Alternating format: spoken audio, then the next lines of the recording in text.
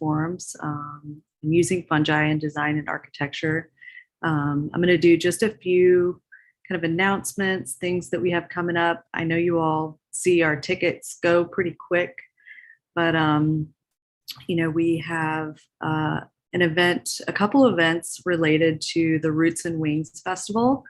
So right now the monarch migration is happening through Texas, and there's a bunch of celebrations that kick off this Sunday, the 24th, and you can go to Roots and Wings Festival. I'm not sure if that's the URL. I'll find it, or if someone else wants to find it and throw it in the chat. There's two events that we'll be participating in. We're going to be partnering up with the Travis Audubon Society and doing they're doing a bio blitz. And there's, I believe there's still some tickets left if you want to join Sam the Fungi. And Chris Garza is also going to be doing an insect walk and sort of tagging and geotagging and identifying insects and mushrooms. So, and that's at Blair Woods Preserve, which is off of MLK in East Austin. And so the second event is on the 30th, and we have all these on our website too. So, you can get more details there. But on the 30th, we are doing a UV night nocturnal walk. So it's called Fluorescent Forest, inspired by the popular Facebook group. So we'll have UV flashlights. We'll be hanging out after dark. We're going to have a mothing setup, so lights that attract moths, so we can look at moths and look for fluorescing moths. We'll be using different apps to try to identify them. If you're super into photography, bring your tripod, your SLR, because it'll be a really fun event there. And we're going to release more tickets next week. So the first tickets went pretty quick. So I pulled it down just to give us more time to kind of prepare and get organized. But yeah. So those are two things that are related to Roots and Wings. And we are looking for a few more volunteers. So if you want to come out and help us, set up, we have we're going to light up the pathways. Like when people enter, we'll have refreshments, and this is all funded through a micro grant through the City of Austin Parks Department. Just send us an email if you want to come help out. And so I'm trying to think of the other events. We're doing our San Antonio mushroom walk, and that's sold out tomorrow. I'm super excited. I just learned today that there's a Chicken of the Woods mural in San Antonio that we're going to get to see. So expect to see the pictures on social media. And there's a raccoon in the mural too, raccoon and armadillo. So I can't wait to see it in person. Has anybody seen this mural? No? Okay. So am I missing anything? Is there any other, we're planning another happy hour in November. We just don't know when yet. I'm thinking more like mid-November. Let's see, what other events do we have that are still open?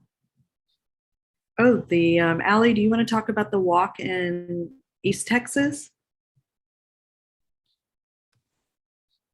Yes, you just caught me mid-bite. Hey, everybody. So on November 13th, we're co-hosting a mushroom foray in East Texas at the Little Thicket Nature Preserve. It's a gorgeous place to walk around. So we're co-hosting that with the Gulf State Mycological Society. So we're really excited to have a bunch of people who have been in the myco world for 30 plus years teaching us identification. So I'm excited for it. It's free. Come out if you can. If you need to carpool, it is kind of far. So just email us and we'll do our best to try to find carpooling. Yeah. Right. Okay, and then just one more event that I wanted to mention. On November 4th, we're doing our first cooking class, and we partnered up with Philip Spear, who is a chef at Commodore, and he's also part owner of Assembly, which is a they have like a nice studio, and they do cook-alongs with they already have a setup to do like cooking shows on the online medium. And so we're going to be doing lion's mane barilla, and I'm super excited about this class. So if you haven't gotten tickets yet, you can get them online. We'll be sending out the shopping list here shortly, so you can plan ahead. But yeah, it'll be a great new recipe to learn. It's lion's mane, as we know, it's so healthy, good for you, good for your brain, all those sorts of things. So yeah. And then I think that's all. We have our Mycology in the Garden workshop. It's sold out, but we plan to hopefully do one in December or January, and one a little more close, one in Austin. So keep a lookout for that. So yeah, so if Chris, you're ready, I'll do just another quick intro and we can go live on the live stream.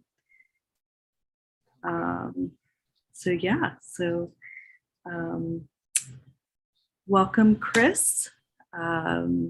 Tonight we are talking about using fungi in design and architecture, and we welcome Chris, who I met through Anne from Autotrees, and he's actually a new resident of Austin. We're so happy to have him as part of our community, and he comes here from the state of New York, and he was an assistant director, or still is an assistant director at the Urban Systems Lab and the New School, and he lectures in a lecturer at the Parsons School of Design, and his research focuses on understanding the social ecological benefits of spontaneous urban plant communities in New York City, and the role of civic engagement in developing new approaches to environmental stewardship and nature-based resilience.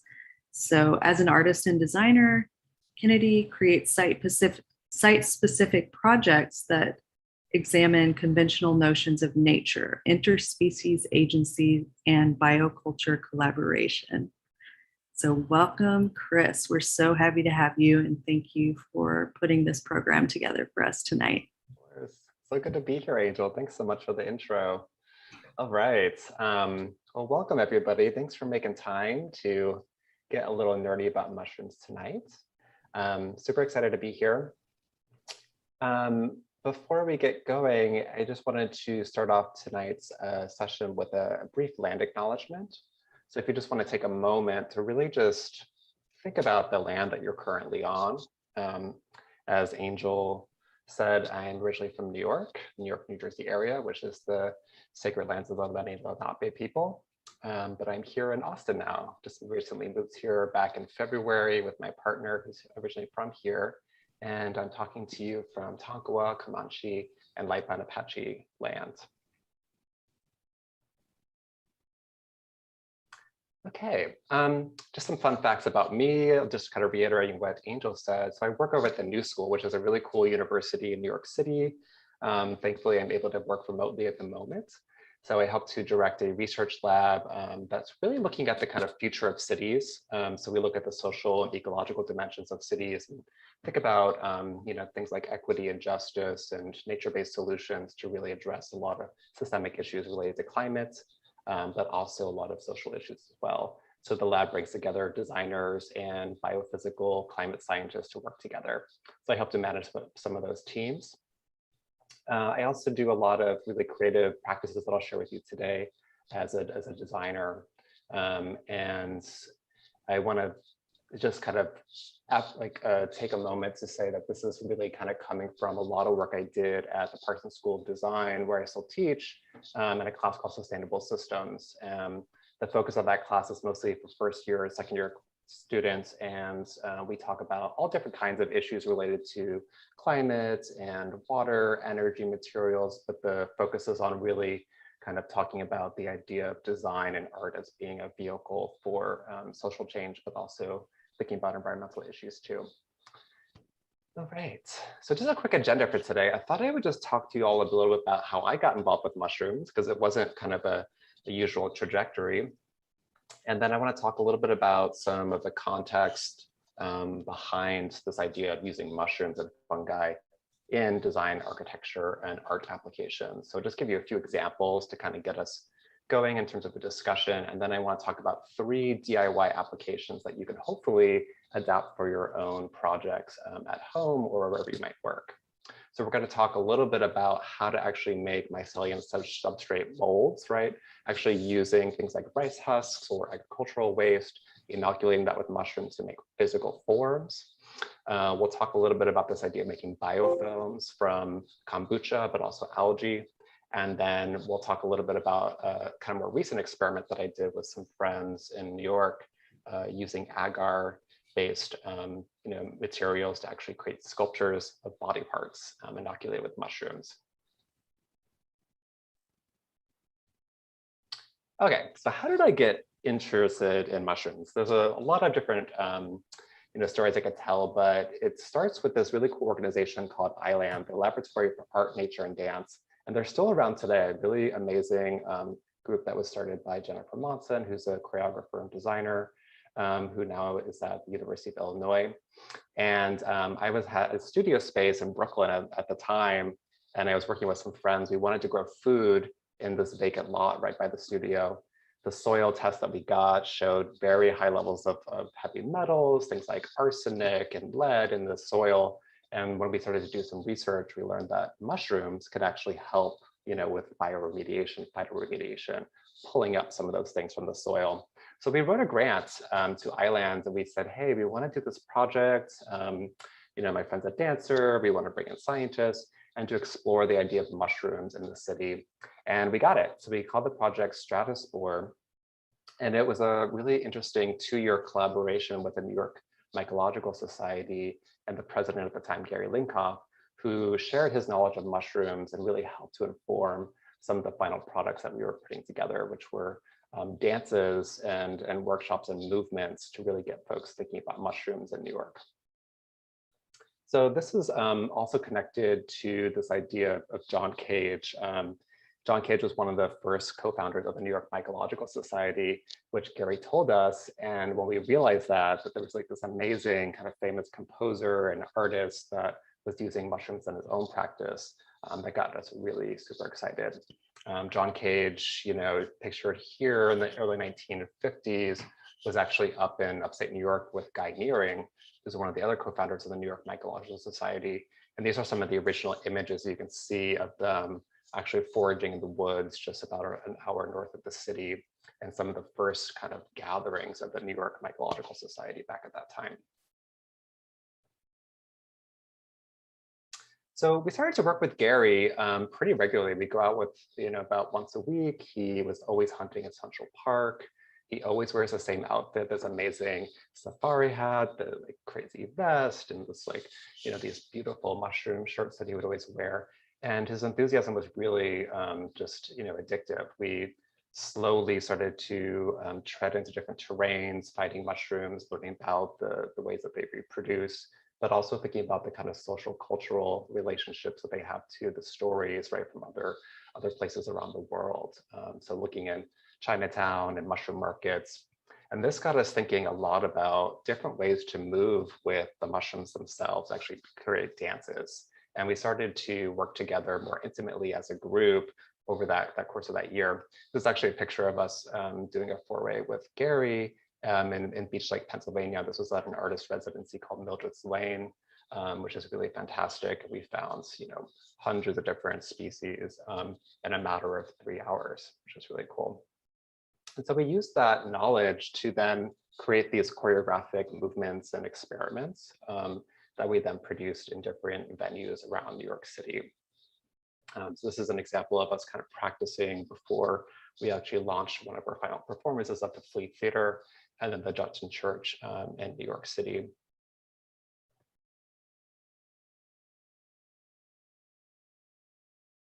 This is just kind of a really quick clip of the final dance that we created. What I think is really interesting is that Gary is actually narrating on the side. You can sort of hear him in the background talking about mushrooms as we're serving mushrooms to the audience, and then also dancing this choreography, which is a lot about this idea of a mushroom hunter kind of circling the woods. There are lots of fences, and it is sort of late in the season. But I did see lots of trees, and you know, the park is like all city parks. If you have grass and you have wood chips and you have trees, you have mushrooms. How do you think the I'll pause it there and I can share that link if you all want to take a look at the dance in its full entirety. But that's kind of how I got really into mushrooms. This was back in 2008, it's like almost 15 years ago now. And ever since then, mushrooms have been kind of a touchstone and device that I use a lot in my work and also in my teaching. So I just want to share with you a little bit about how I take some of this knowledge and then use it in the classroom to do all these different kinds of design experiments. Okay. So you've probably seen this out in the world. This is becoming a lot more popular, but there's tons and tons of examples now of different kinds of mycologically inspired forms, right? Using fungi in different kinds of design contexts.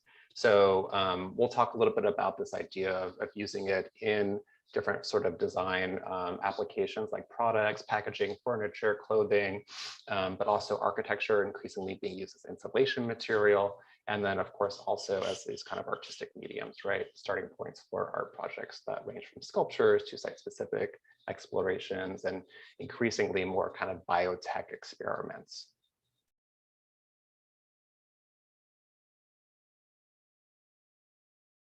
So the most common thing you probably will see on the shelf today, right, is Micropackaging, right? And this is basically pulling from the application we'll talk about a little later on of using substrates, right, of different kinds of origin to actually create these forms. And so we're basically taking things like rice husks or different kinds of waste materials, sawdust, whatever it might be, and then inoculating it with mushrooms, allowing the mycelium to grow inside of a mold and then using that as an alternative to packaging, right? So this is really getting at this idea of plastic waste, of styrofoam, and sort of the environmental implications of that. IKEA just last year made a commitment to basically slowly phasing out some of its styrofoam material and replacing it with this mycelium material, which is kind of exciting. Some of the most early experiments and things that you see on the market are mostly from Ecovative, which is a company located in upstate New York. But one of the first experiments, especially in the design and kind of art context, is from an artist named Phil Ross. And you're seeing here some images of work he did back in 2009 for a really cool biennial in Germany. And he's kind of experimenting with some of the first, mushroom forms that are being showed formally in an exhibition. There are tons and tons and tons of examples that predate this, and of course, a lot of indigenous cultures, right, that are using mushrooms. But this is just kind of one to highlight the more contemporary, sort of more recent stuff that's happening out there. He's now the founder of MycoWorks, which is based in San Francisco. You might have also seen this image kind of floating around too on the interwebs.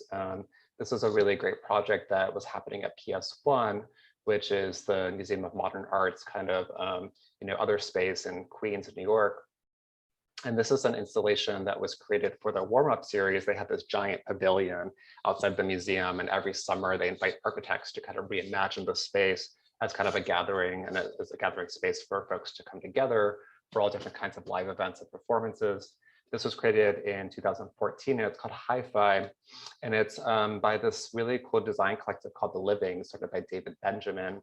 And basically, they were interested in really working with Ecovative to create these reproducible mushroom bricks that you see here to create these kind of structures that are open air and allow air to kind of pass through. And so there's 3 of these giant sculptures on the property themselves.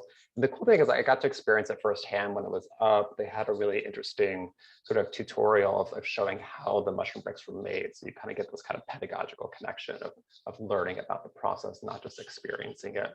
And they also involved the community in actually making the bricks themselves and then stacking them, which is kind of cool. More recently, you're seeing a lot more experiments, especially in architectural biennials. This is the growing pavilion that was created for Dutch Design Week right before COVID hit. And this is actually using agricultural waste from places around the Netherlands to then create this kind of exterior structure and also this gathering space inside that was created for this design gathering. Other experiments using interior design, right? This is the Microtree project that was created by Dirk Hebbel and Philip Block. And this was for the CL Architectural Biennial in 2017, collaboration with a lot of universities and kind of making these interesting forms inside this space for one of the exhibitions. One of my favorite examples of an artist really taking on this method is from Zach Landsberg. He's a cool friend of mine that is based in Brooklyn. And this is a project he did as part of an ongoing series called Race and Revolution, Reimagining Monuments.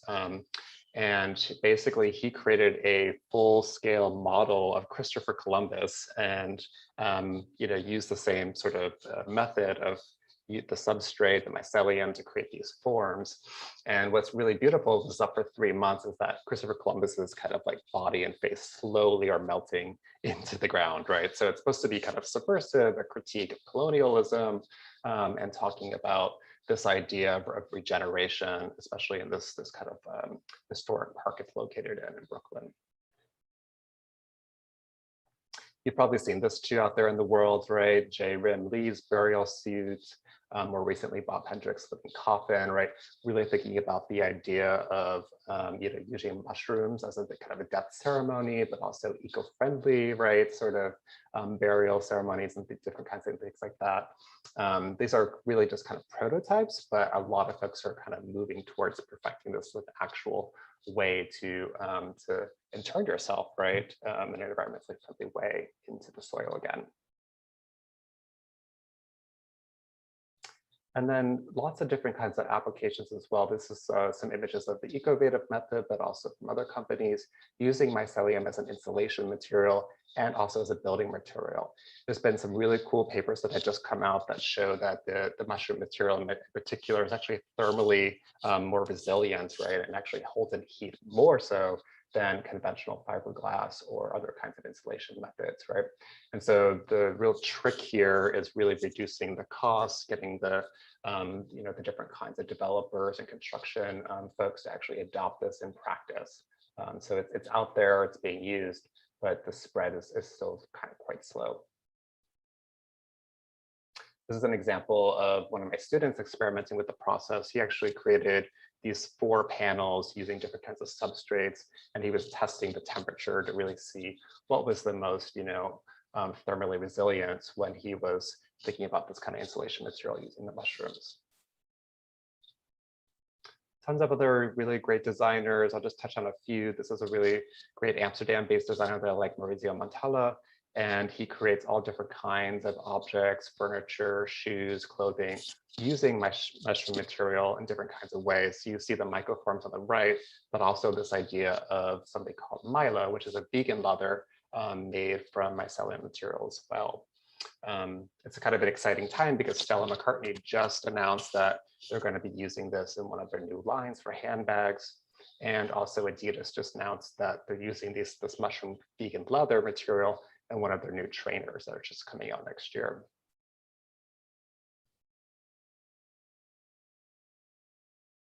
And then there's also lots of practical applications. This is Daniel Troup, who I know is based in Brooklyn and makes these beautiful lampshades using these Mycoforms again. You can kind of see an installation of the final kind of reveal right down at the lower right-hand corner of what these look like in a space. But she's got all different kinds of interesting lamps that she sells on her personal website. Tons of clothing examples as well. So I'll just highlight a few. This is a Dutch textile designer, Aniel Hotnik, and she makes something called Mycotex, which is using these kind of disc-shaped mycelium, materials that she grows and she dries. She applies to different kinds of textile experiments, and then creates these forms. Now, a lot of these are not necessarily practical. You can't wear this out in a rainstorm, right? But there's all different kinds of ways that you can still make it useful and resilient despite its materiality. This is an example of a really cool company that's pioneering a new kind of headphone. It's a Finnish studio called Avian. They're working with scientists at the Technical Research Center, Finland, and they're actually creating these new kinds of headphone materials using mushrooms. The emphasis here is again on kind of reducing waste and making things more regenerative. And finally, just to show an example of the Kombucha Leather technique, this is a company called Biofabr, which has become quite popular over the last few years, making these kinds of leather-like material using bacteria and the kombucha process that we'll talk about a little later on.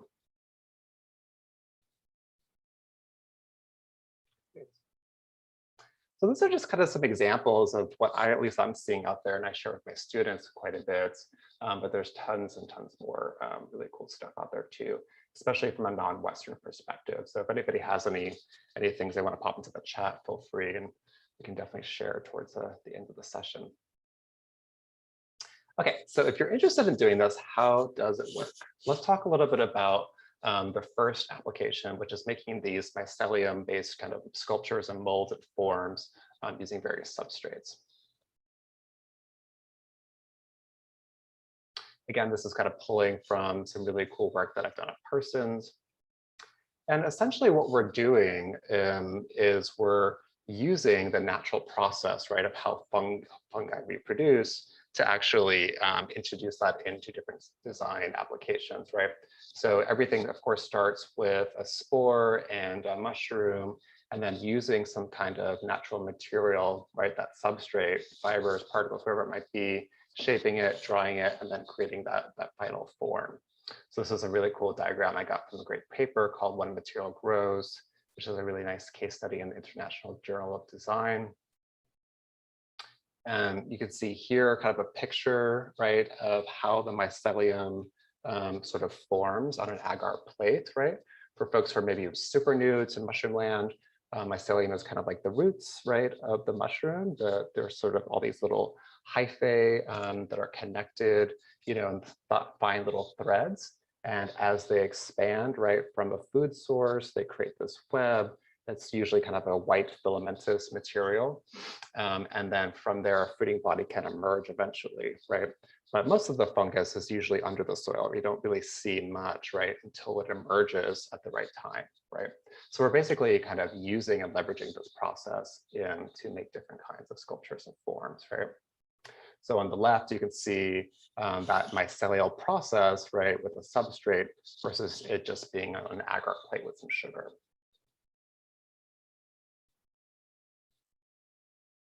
Now, choosing the right substrate is super key, right? So I always tell folks, you got to experiment at least 3 or 4 times to get it right.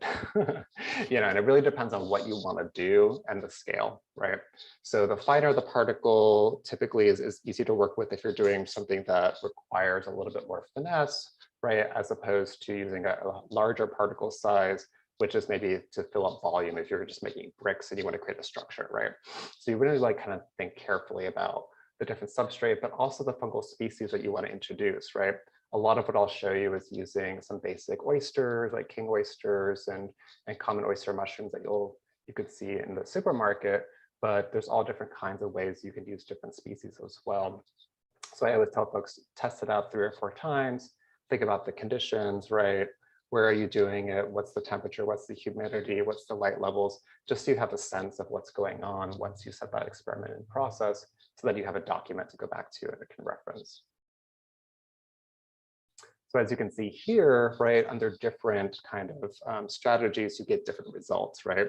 The very top left is a fairly large particle size, right? And this has actually not been really like compressed, right, in any way. It's allowed to fully grow to its full maturity versus ones that have been compressed with the heat, right, or a cold compress, right? So the picture on the right-hand side, that's the top is the heat compressed, right, material. And that's usually a little bit stronger, which you could use more for like, you know, building furniture, all the way down to these kind of bigger like brick sizes, which are a little bit lighter, a little bit more delicate. They flake off a tiny bit, but are still pretty sturdy.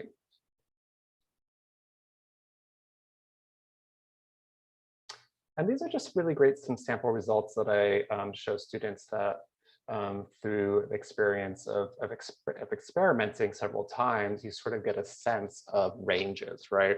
What is the ideal temperature, what's the right kind of particle size, and all these components kind of interact, right, to form that final sculpture, right? A lot of it's just messy. You just kind of want to play and try things out. And of course, there's always the issue of contamination, which we'll talk about. And so, you know, 1 out of 4 times, you'll probably get a little bit of mold and you kind of have to start over, right? Okay, so the easiest entry point to this is usually what I do with my students, is we get a DIY grow kit. These are available through Ecovative, and there's other companies, you know, that have these out there as well. And you essentially get a bag, right, that is filled with a substrate, like sawdust or the husks, and it's already got little spores inside the mix, right? So you'll see it on the left-hand side. This is what it looks like before you begin the process. And essentially what you're doing is that you're just feeding the mushrooms already inside the bag, right?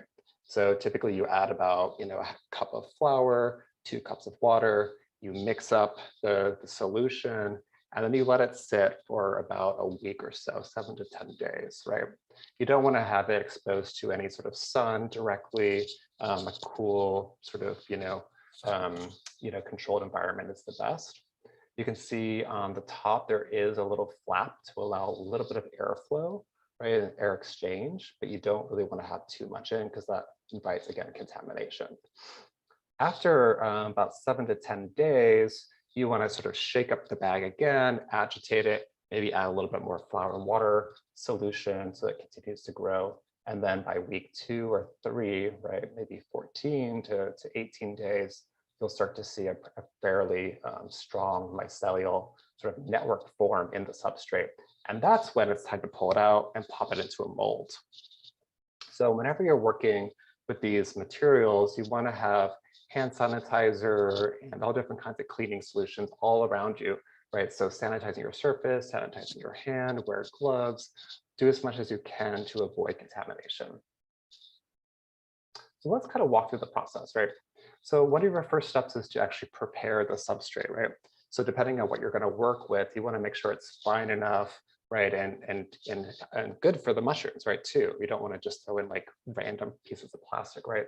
If something filamentous, fibrous, right, something that's kind of wood-based is really great substrate to use, or old sort of agricultural, like if you have like seeds or things from a farm, those are really great too. My recommendation is probably just to start off with some sawdust. If you can get access to that, that's usually pretty easy, or get one of these kits. And then, of course, like I said, sanitize everything, y'all. Like my students get super upset because like one person gets a little mold and it's like, you know, it's the end of the world. But I say that's the part of the process, right? You have to just kind of pull it out. You can maybe try again with the same bag or try a new substrate. But inevitably, you will get a little bit of contamination, but that's okay.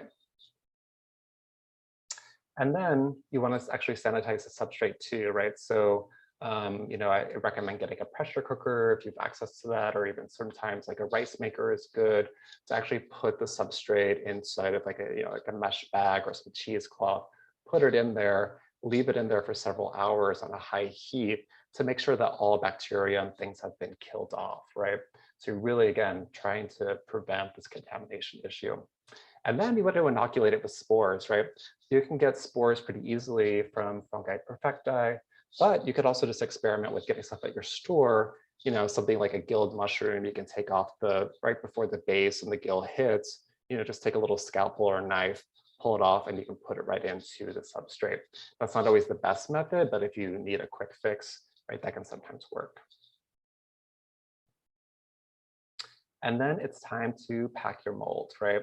So of course you want to make sure you got your mold already set up, again, sanitize it, make sure you've got a dedicated area just to sort of store and prepare it. And then you want to let it sit there for a good week or two to allow for, again, the mycelium to continue to grow, but then also to harden, right? After a short time period, you can actually put it into the oven at a very low heat for a few hours, and that really locks everything in, right? That's not a necessary step, but I think if you're looking for something that's really strong and durable, putting it in the oven or some sort of heat, low heat for a few hours is a really good idea. And this is what it will look like usually, right? Using that kind of earlier mold that I showed you. You want to release the mold. It should be fairly sturdy. Again, it can chip a little bit. So there's all different kinds of ways you can really play with the shape, size, and function of that final design.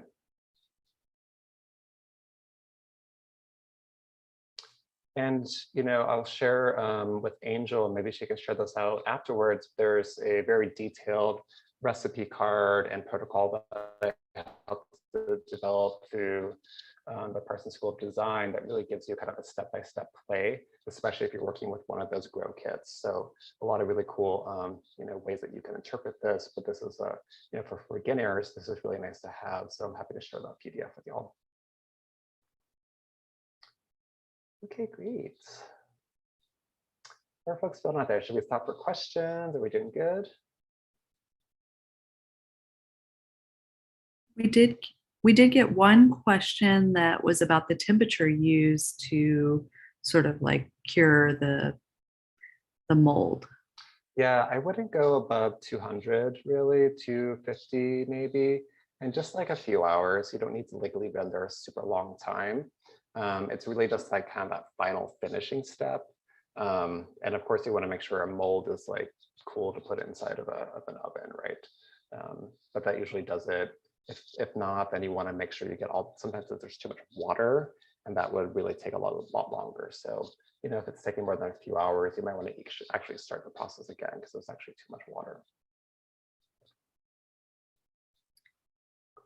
Yeah, I don't think I've seen any other questions, so we can keep going.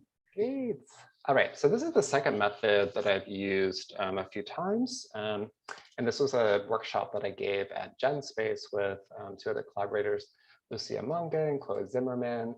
If you're not familiar with GenSpace, they're a really cool kind of community hacker science space in Brooklyn. And we proposed this project called Fruiting Bodies, using this idea of microremediation, of healing the earth, of really kind of thinking about our body's relationship to soil and mushrooms as a starting point to make interesting sculptures.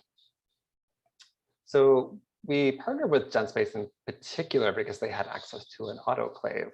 For folks not in science land, that's just kind of like a really cool tool that is often used by scientists or lab technicians to sterilize and clean different kinds of materials, but also to create these agar plates that you see here. And agar is just kind of like a sugar algae solution that is used a lot in different kinds of scientific processes to test things out, right? Whether a bacteria, just to grow it, to observe it under a microscope and things like that. And so what we were interested in doing was inviting people to actually to choose a body part they felt like needed healing or help, and to then actually make a sculpture from it using this kind of agar material and then inoculating with mushrooms. So I'll just kind of take you through the process and show you how you can possibly do this at home. So the first step is what we did is actually tested different kinds of agar solutions, right? To really figure out like, what do the mushrooms like to eat? Like what is the best, sort of material for them to get super excited about, and then actually to create mycelium and ideally a fruiting body. And so you see here us kind of creating different kinds of agar plates. And what we ended up landing on was this recipe of using a malt yeast extract. So basically just a tiny bit of dry yeast, some malt, agar, and water solution, spreading that onto a sanitized petri dish and tray here, and then inoculating with mushrooms to see if there would be any growth. We chose a common mushroom, which is something that was super accessible and that folks knew we got from the farmer's market as the mushrooms that we were working with. Again, we're sanitizing everything.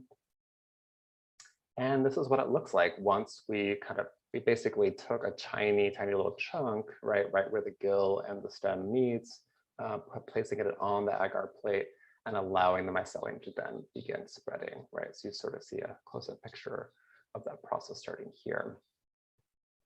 Next, what we did is we invited people to make molds of their body parts. And we were using a material called alginate, which is an algae-based biodegradable material that's used a lot in sculpture. It just comes as like a giant powder. You basically add 2 parts of the alginate and 1 part of water, mix it around. So you've got about 10 minutes to work with it. So you want to just make sure you've got everything set up before you start that process. And then people started to we got the dolls too, so people could kind of create more complex body parts, but also people just kind of tuck their fingers in, their toes. We got a hand. Somebody did an ear somehow. It's like, okay, you're not worried about getting messy. And then we let the mold sit, right? So this is kind of what the process looks like. And then the idea is to actually pour that agar solution inside of the mold, right, to then create the form.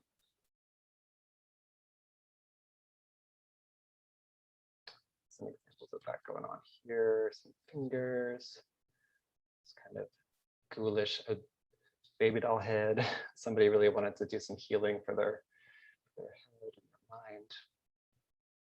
Pouring the agar solution in.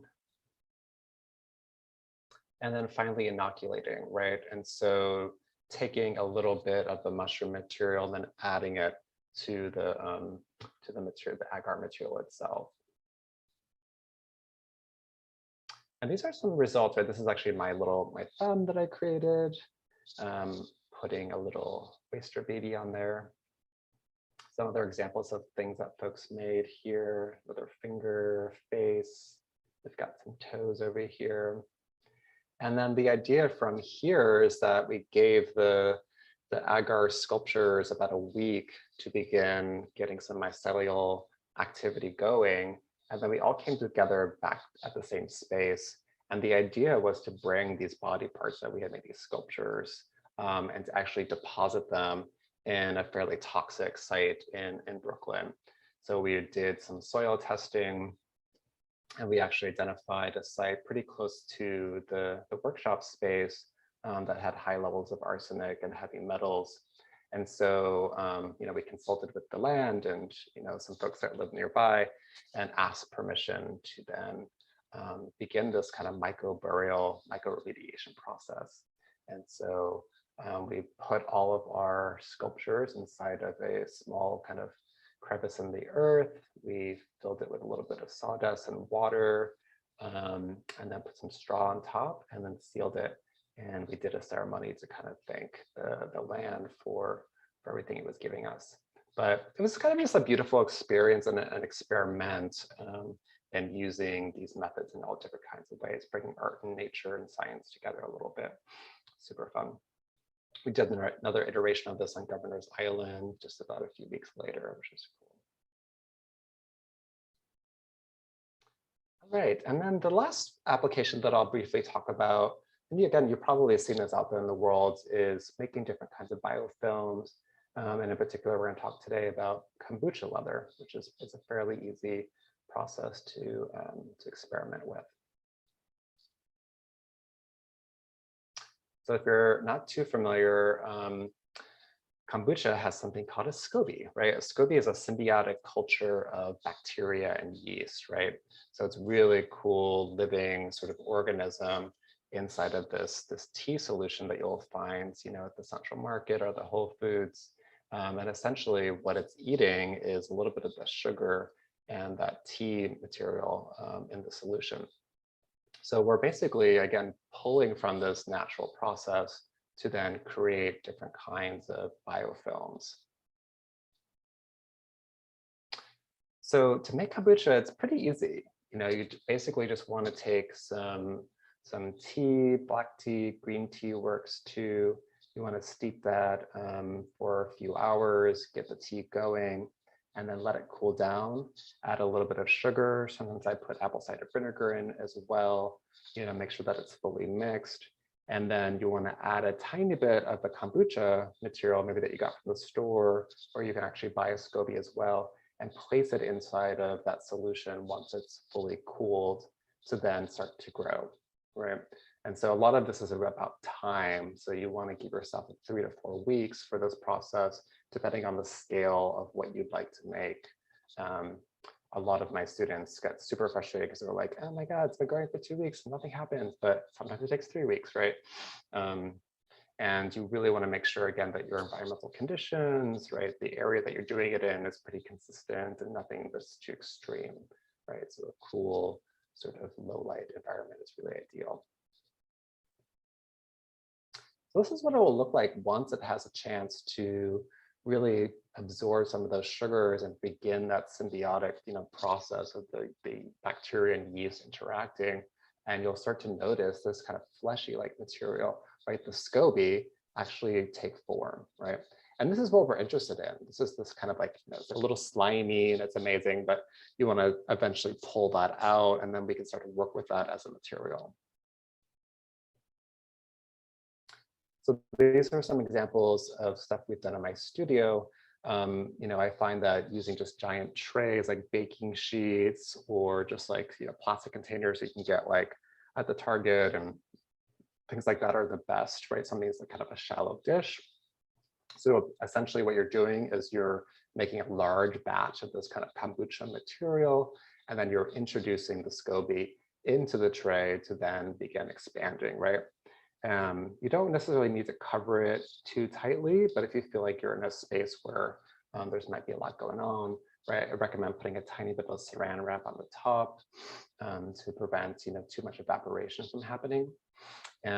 Oftentimes you want to put a little bit more liquid in than you realize, and the thickness will depend on how much of the solution you're putting into the tray, right? So if you want it to be thicker, put in more and give it more time, right? It's going to need more sugars after 2 weeks. So you sort of want to constantly be monitoring the solution as it starts to form.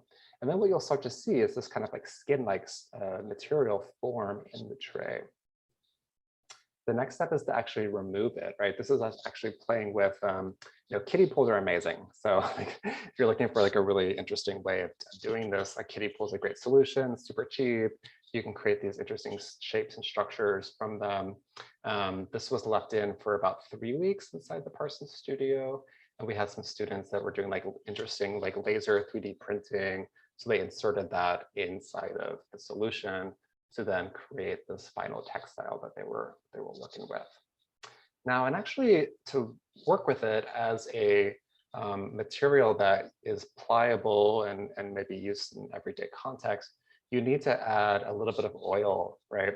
And so I found that depending on what kombucha brand you're using, how much time you've left it in, you might have a different kind of mixture of vegetable oil, mineral oil, olive oil, sometimes a little bit of beeswax is helpful, and then you want to spread that over the kombucha leather once it's had a chance to kind of dry out a little bit.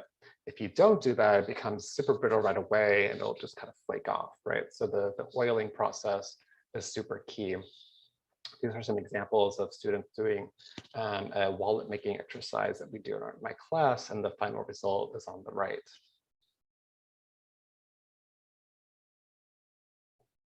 And there's tons of really cool applications happening. This is a really great New York-based designer, Mark Lua, and he makes these kombucha leather garments that he's shown during Fashion Week. This was back in 2015. And then Suzanne Lee, who is the founder of Modern Meadow, a vegan leather company that uses this material as well. You can see you can actually dye with it as well, right? So kind of mimicking this denim-like material or more of like a darker leather to, again, sort of substitute for something that's a little bit more environmentally damaging, like an animal-based leather. Okay. So I'm going to end it there, maybe to open it up to questions. And I'd love to also hear about what folks are maybe doing it in their own kitchens, their own studios, and we can also take some questions if that sounds good. Yeah, absolutely. I think we have one question that came up in the beginning of our presentation, but if anybody wants to put any questions in the chat, feel free. Or if you would feel comfortable coming on and asking your question to Chris on the stream, we're welcome to do that too as well. Just mention it in the chat. One question that kind of came up briefly was, are there any books that you suggest for people that are new to this? And I think that maybe more specifically, are there books about mycoform or about specifically mycology and the subject you're presenting that you would recommend? Yeah, that's a good question. I truthfully haven't come across anything that I would consider like a definitive text or like a book specifically on this. Definitely books I can recommend that have like a little glimpse or a chapter that talks about this for sure. You know, Mycelium running is always a good starting point. There's a cool, really great design book. I'm trying to remember the name of it. It's like Eco Life or something like that, which I can pop into the chat. And that has some really cool examples. Another one that I really love too is called Low Tech, but it's like LO-TEK. And it talks about traditional ecological knowledge that's being used in interesting novel ways now. And they do touch on mushrooms as a material that's been used in indigenous practices, but also now too. The best thing that I read though was like that paper that I shared with y'all in the International Journal of Design.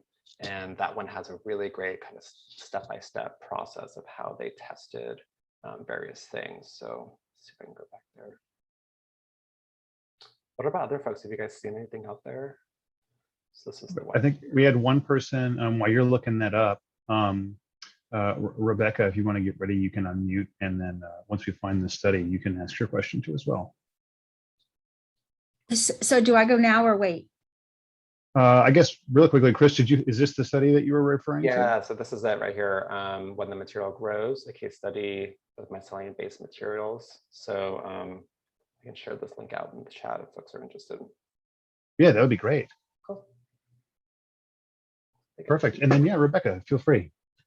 So this was just an absolutely fascinating presentation. Thank you so much. So I have a couple of questions. I just tried my first batch of kombucha this week, and I followed a recipe. I forgot from what website, but it basically said to leave the SCOBY in there for a week and then up to 2 weeks. And my 2 weeks was up this week, and it did not ferment. So So when that happens, do I just like throw that away? Is there a way of saving it in any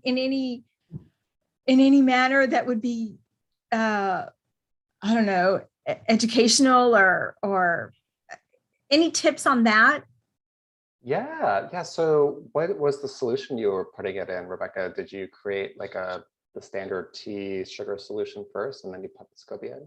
I did green tea. I used real sugar, not cane sugar, as your slide presentation said. Next time I will totally do the apple cider vinegar, because I use that a lot just in my daily life.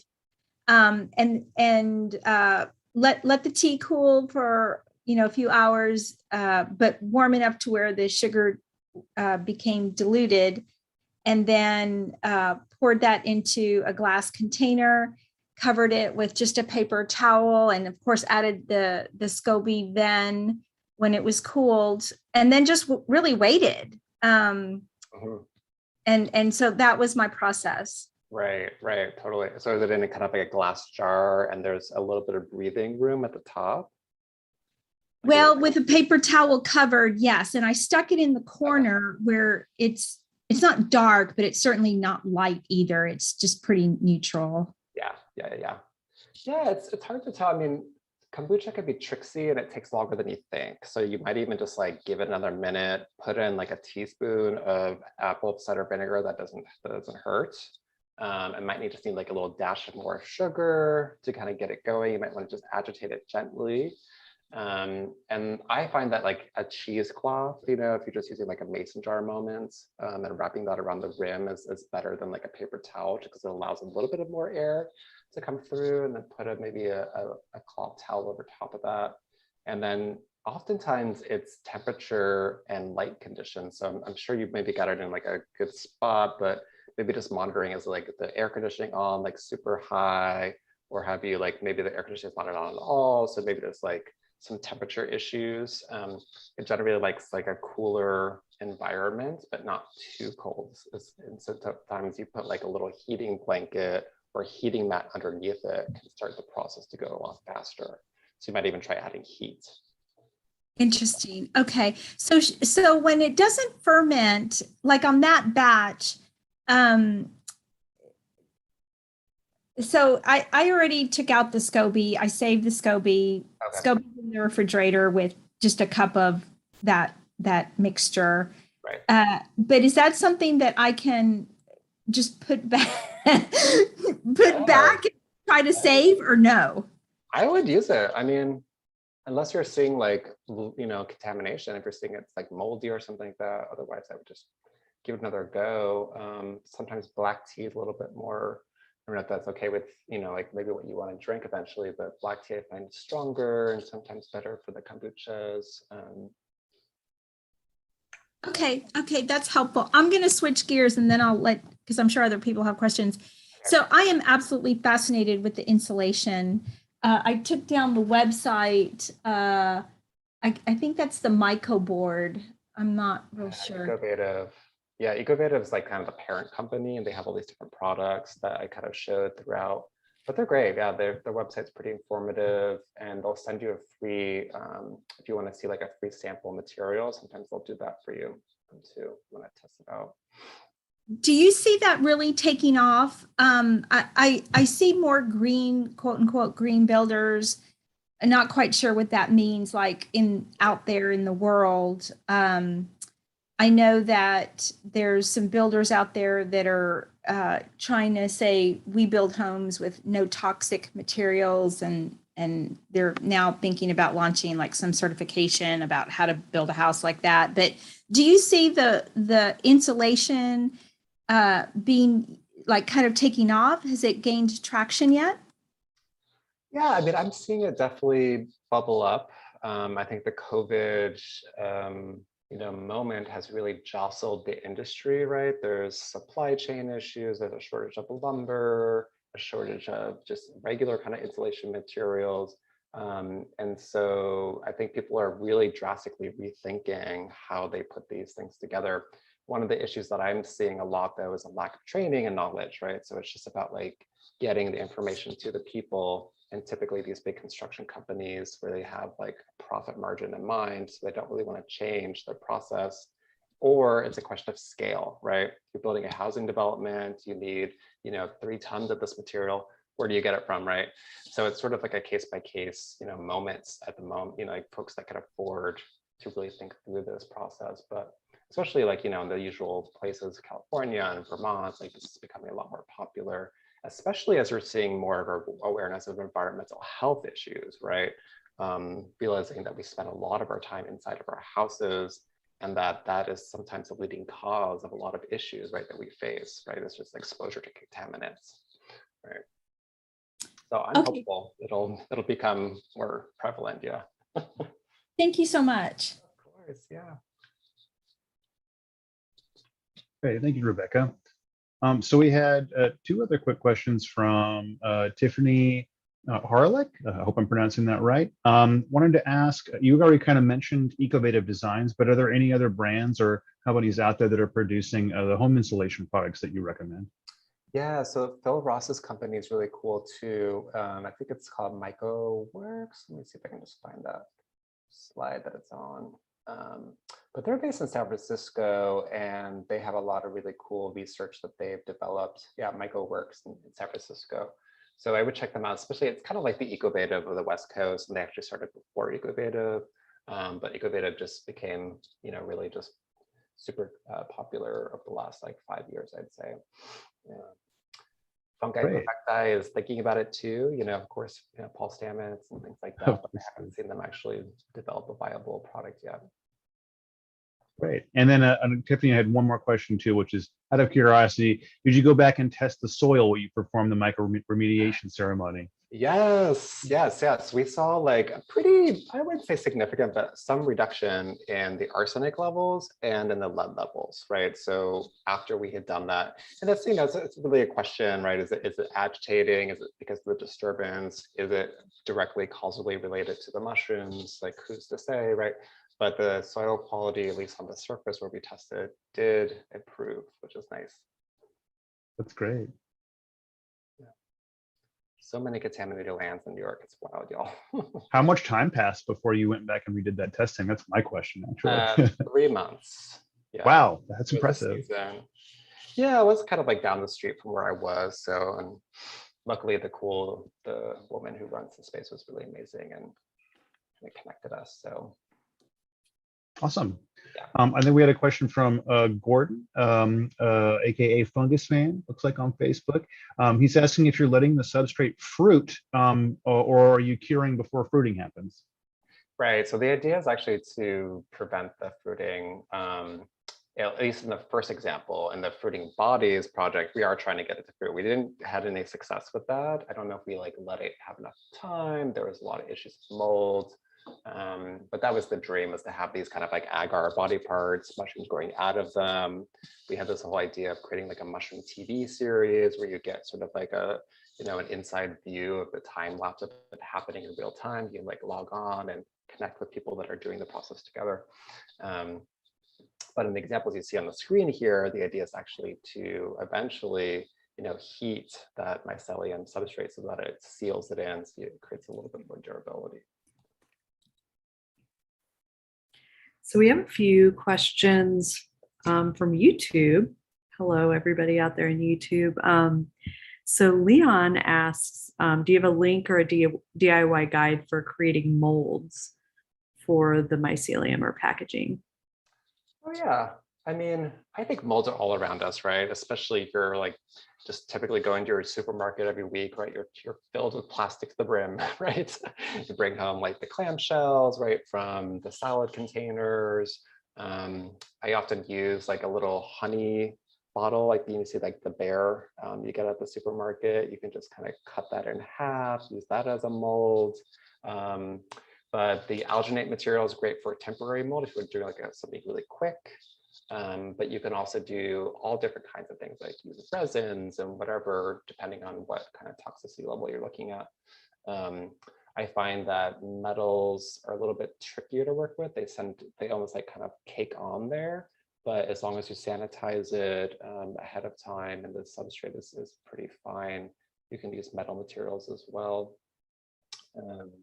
And there's all different kinds of companies now too, where you can actually get things 3D printed, right? So going to your local hackerspace or getting access to a university facility, you can actually 3D print things that then can become a mold as well using the plastic resin. Mm. I have a brain jello mold from many Halloweens ago. And I now have a new, I've kind of put it in my kitchen. It's like the brain in my kitchen. It's like hidden away where the flute or the like, I guess it's the flute or the, right. Yeah, for the stove.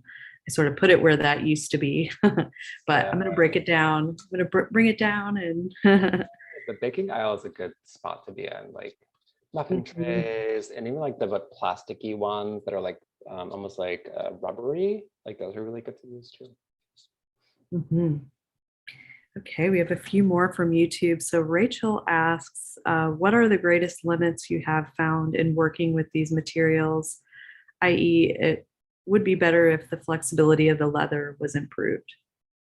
Yeah, it's water is really the big issue. And so exposure to elements, it's even the bricks, like that HiFi project, this was outside for 6 months, right? And didn't degrade very much. But, you know, if you're thinking about this as like a long-term, like living or dwelling unit or something like that, right? There's real issues with how it interacts with different kinds of environments and extreme temperatures, right?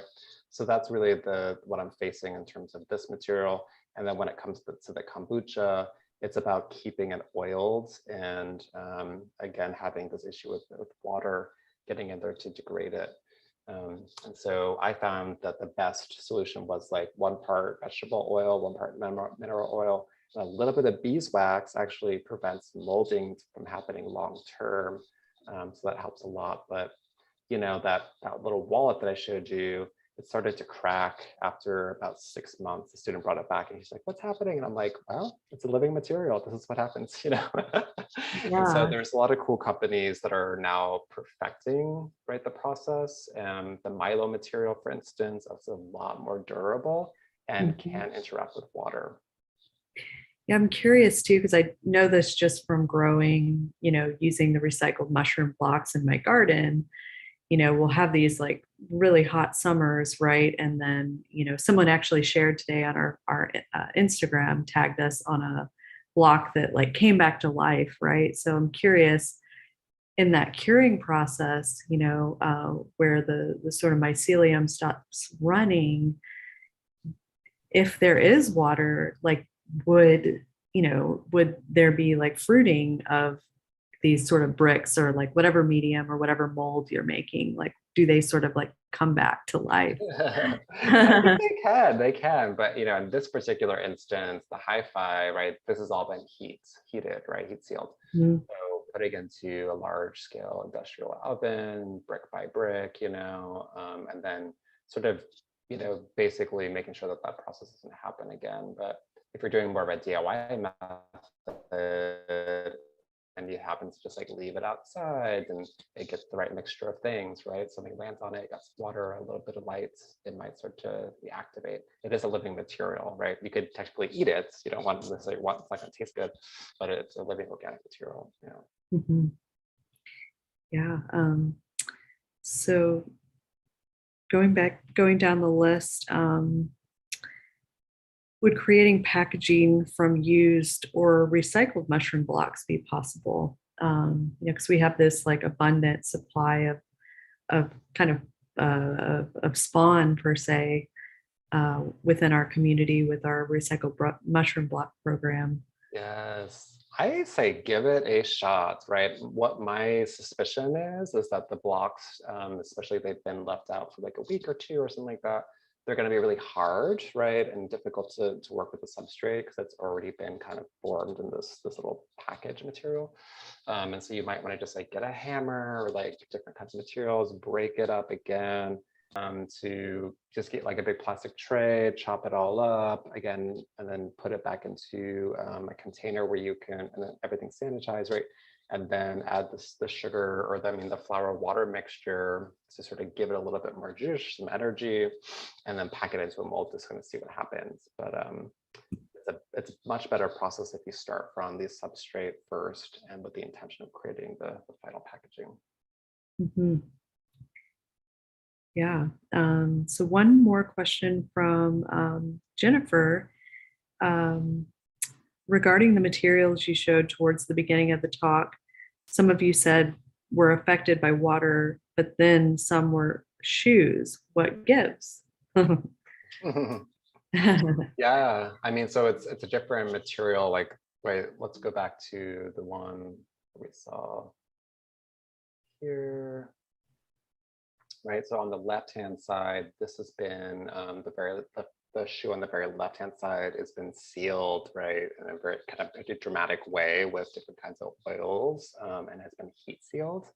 The ones on the middle and then towards the center of the image, right, these are actually more of like a raw leather material, right? So if you did add the water, it would be affected, right? So you sort of see, typically designers are picking based on aesthetics, right? They want it to look a certain way and not necessarily use the right kind of process, right? So so these ones are not necessarily practical. I'm not going to wear these around, like, you know, in outside and on a daily basis, but maybe to a special event or something like that.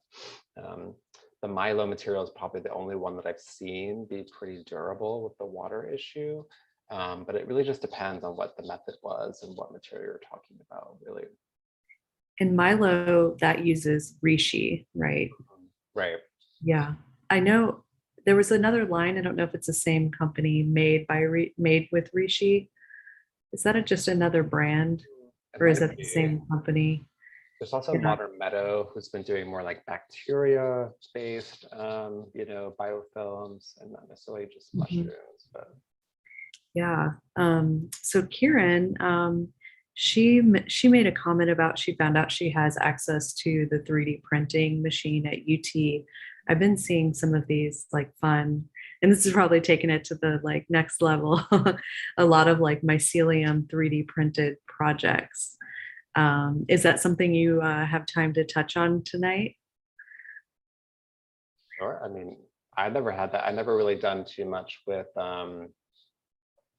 necessarily growing. So I basically just made molds. Like that's what I've used for 3D printing. And then you can create like really interesting forms using the process that I kind of showed. But I think there's a lot of cool advances where not just using plastics and resins, but 3D printing with organic materials is something that folks are exploring right now. I think algae is kind of like the future in a lot of ways too. There's a lot of really cool experiments happening with algae, bacteria, mushroom kind of concoctions in different kinds of ways. Yeah, but the 3D printer I think is a great solution if you want to create something interesting in a short time period and don't necessarily have access to the right tools to like shape a mold right in the way you want it to. I think I was seeing, I read a few articles about the that sort of trying to remember the name of the project, but it was in Estonia and it was part of their architecture biennial. And the I can't remember what project. It was like the slow building project. Okay. Or prize that they gave to like some mycelium structure that was they used 3D printers in some sort of way. I'll try to find the link and share it out. I think we shared it on our Facebook page, but it seems like an interesting area, maybe. Yeah, I mean, I'm sure you guys know mushrooms are having moments for sure, like plants are too.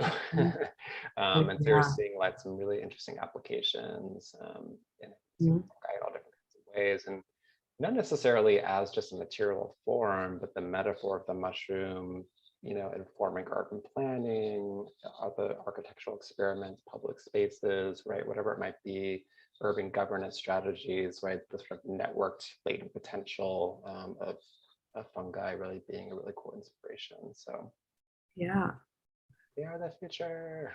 Yes.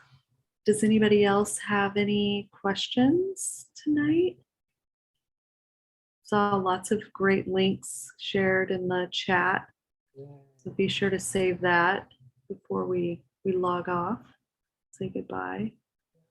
And my real take home is try to experiment as much as possible. It's more possible than you think to do a lot of this. You don't necessarily have to have the fancy tools or a giant studio, and to lean on the community as well. There's a lot of cool knowledge to share, but really just thinking about like a process, right, that you can iterate, I think is super key. Have like a little notebook that's like your mushroom book or whatever. The thing that I always forget is to write down what the heck I did, right?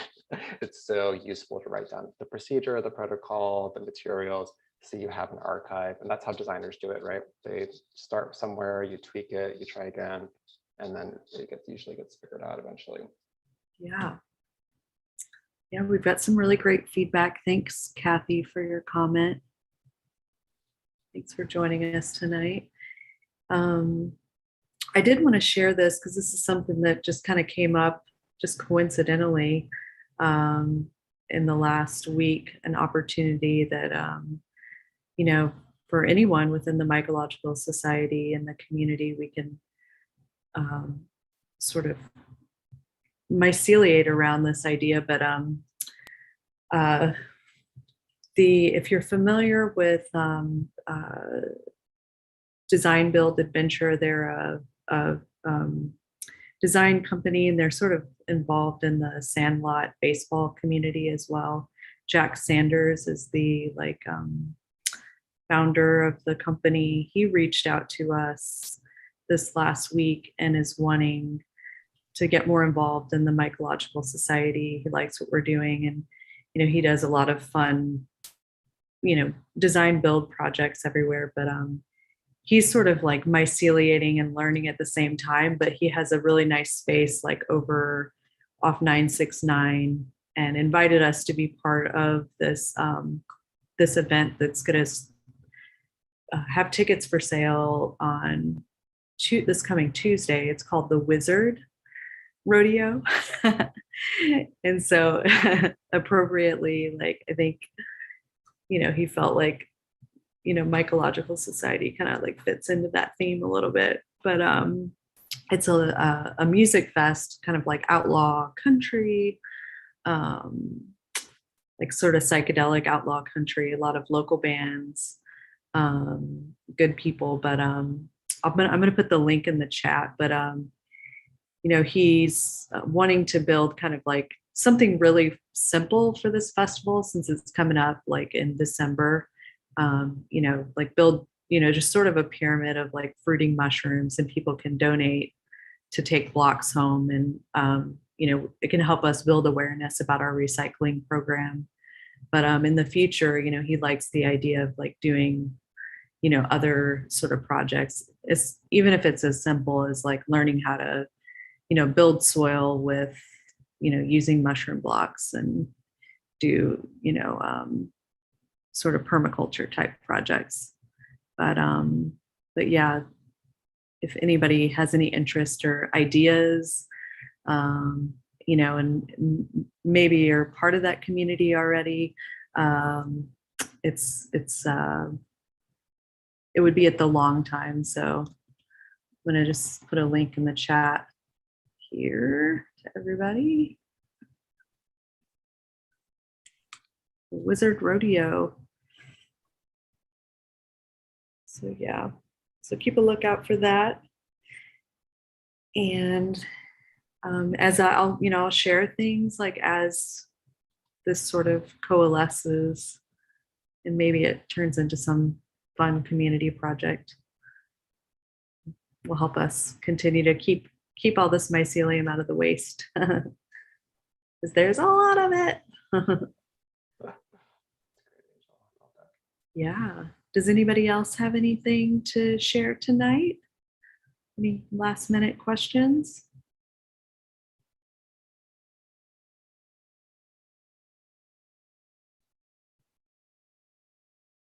Right. Well, Chris. I just also want to share my thanks too as well. This is fantastic. I had a fantastic time meeting you, Chris, and this is a great presentation. Thank you for everybody for joining.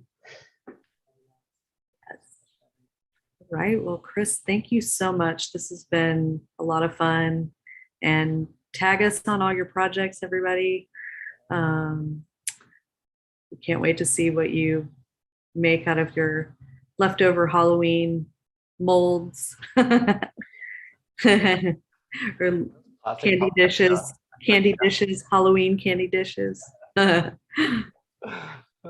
so happy to do it, y'all. All right, appreciate it. Well, if we don't have anything else, we'll sign off, and good night, everyone. And we'll see you all at the next event, which is tomorrow. San Antonio, Texas Mushroom Walk. Thanks, Angel. All right, bye, everybody.